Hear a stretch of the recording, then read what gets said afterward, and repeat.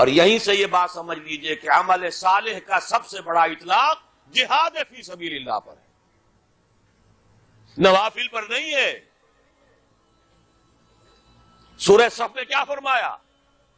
اگر چاہتے ہو جہنم سے چھٹکارا تؤمنون باللہ ورسولہ وتجاہدون فی سبیل اللہ باموالکم وانفسکم،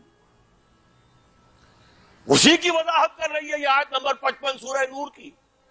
وعد اللہ الذین آمنوا منکم وعملوا الصالحات، تو عمل صالح سے مراد کیا ہے؟ تقابل کیجئے، القرآن یفسر بعضہ بعضا، مراد ہے جہاد فی سبیل اللہ۔ اے مسلمانوں، تم نے ایمان اور جہاد کا جو حق ادا کر دیا، اب 3 وعدے ہیں ہمارے، لَيَسْتَخْلِفَنَّهُمْ فِي الْأَرْضِ كَمَا اسْتَخْلَفَ الَّذِينَ مِنْ قَبْلِهِمْ، لازماً انہیں خلافت عطا کریں گے زمین میں جیسے کہ ان سے پہلوں کو خلافت عطا کی تھی۔ یا داؤد انا جعلناک خلیفۃ فی الارض، کبھی اگر داؤد اور سلیمان کی حکومتیں ہو سکتی تھی تو محمد الرسول اللہ کی امت کی حکومت کیوں نہیں ہو سکتی؟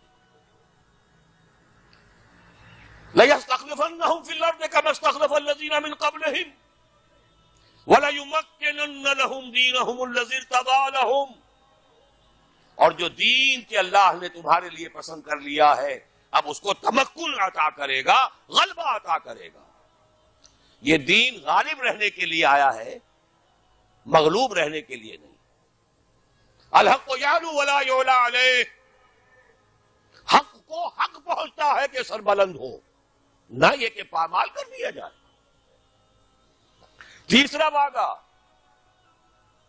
وَلَيُبَدِّلَنَّهُمْ مِنْ بَعْدِ خَوْفِهِمْ أَمْنًا، اب تک تو تم پر خوف کی کیفیت طاری تھی، پھر نہ قریش چڑھ کے آ جائیں، غطفان نہ آ جائیں۔ حدیثوں میں، سیرت میں آپ نے پڑھا ہوگا، رات بھر پہرے رہتے تھے، ذرا شور ہوتا تھا منافقین جو ہے لے اٹھتے تھے، پھر حملہ ہو رہا ہے بھائی، پھر حملہ ہو رہا ہے، ہر وقت ایک خوف کی کیفیت۔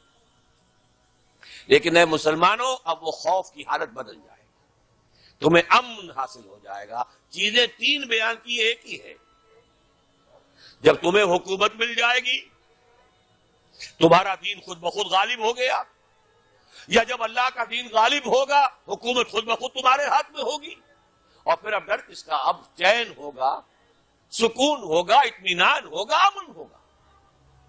یعبدوننی، اور پھر وہ میری بندگی کریں گے جیسے کہ بندگی کا حق ہے۔ دین کی بات پھیلانا صدقہ جاریہ ہے، ثواب کی نیت سے ویڈیو کو شیئر ضرور کیجیے۔ جزاک اللہ۔